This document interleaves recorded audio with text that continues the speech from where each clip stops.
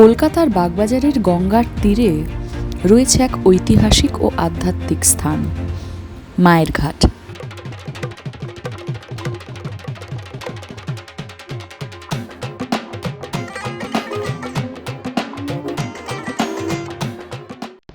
অনেকেই জানেন না এই ঘাটের আসল নাম ছিল দুর্গাচরণ মুখার্জি ঘাট।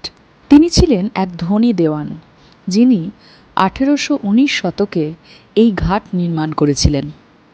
প্রচুর টাকা খরচ করে ঘাট বানানোর কারণে অনেকেই একে ঠাট্টা করে ডাকত পাগলাবাবুর ঘাট। পরে সারদা মায়ের স্মৃতিকে শ্রদ্ধা জানিয়ে এই ঘাটের নাম রাখা হয় মায়ের ঘাট।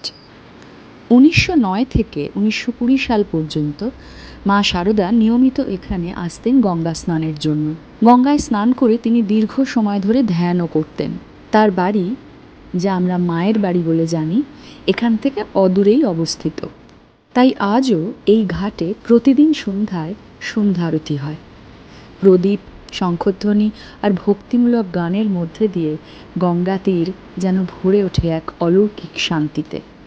ঘাটে ঢুকতেই চোখে পড়বে সাদা ধূসর ঔপনিবেশিক ধাঁচের প্রবেশদ্বার, পাশে রাস্তার বাতি। ভেতরে রয়েছে একটি কলোনেড, যেখানে একসময় মানুষ অপেক্ষা করত। আছে মা সারদার মূর্তি, একটি ছোট্ট মন্দির। এখানে পৌঁছতে হলে আপনাকে সার্কুলার রেল লাইনের ট্র্যাক পেরিয়ে আসতে হবে, যেন শহরের কোলাহল থেকে হঠাৎ এক শান্ত আশ্রয়ে ঢুকে পড়া। বাগবাজারকে বলা হয় কলকাতার ঘাট হাব। মাত্র 400 মিটারের মধ্যে রয়েছে 10টিরও বেশি ঘাট। কিছু উল্লেখযোগ্য নাম হলো বাগবাজার ঘাট, যা একসময় পরিচিত ছিল ওল্ড পাউডার মিল ঘাট নামে, কারণ এখানে একসময় বন্দুকের বারুদ তৈরির কারখানা ছিল। রাজা নবকৃষ্ণদেব ঘাট, গোপাল ঘাট, প্রমোদা সুন্দরী ঘাট, আনন্দপূর্ণা ঘাট। প্রত্যেক ঘাটেরই আছে নিজস্ব গল্প, রাজকীয় ঐতিহ্য, ভক্তি স্মৃতি বা তা স্থানীয় কিংবদন্তি। বাগবাজার শুধু আধ্যাত্মিক নয়, সাংস্কৃতিক দিক থেকেও বিখ্যাত।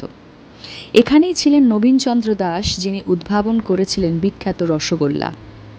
তার পুত্র কৃষ্ণচন্দ্র দাস মানে কেসি দাস জনপ্রিয় করেছিলেন রসমালাই ও ক্যানের রসগোল্লা। নাট্যাঙ্গনে বাগবাজার দিয়েছে অর্ধেন্দু শেখর মুস্তাফির মতো কিংবদন্তি শিল্পীকে, যিনি গিরিশচন্দ্র ঘোষের সঙ্গে 1872 সালে ন্যাশনাল থিয়েটার প্রতিষ্ঠায় ভূমিকা রেখেছিলেন। আজও মায়ের ঘাটের সন্ধ্যা এক অন্যরকম অভিজ্ঞতা। শহরের কোলাহল থেকে কয়েক কদম দূরে এসে যেন আপনি পৌঁছে যাবেন শান্তির আস্তানায়। এখানে গঙ্গার হাওয়া, আলো আঁধারি, ভক্তিমূলক গান আর মানুষের নির্ভেজাল আড্ডা সব মিলে তৈরি হয় এক অনন্য পরিবেশ। মায়ের ঘাট কেবল একটি নদী তীর নয়, এটি এক ঐতিহ্যের প্রতীক। এখানে মিশে আছে ঔপনিবেশিক ইতিহাস, সারদা মায়ের আধ্যাত্মিক স্মৃতি, কলকাতার মিষ্টি ও সাংস্কৃতিক ঐতিহ্য আর এক টুকরো নীরব শান্তি। এমন এক জায়গা যেখানে ইতিহাস আর ভক্তি মিলেমিশে তৈরি করে জীবনের এক ভিন্ন স্বাদ।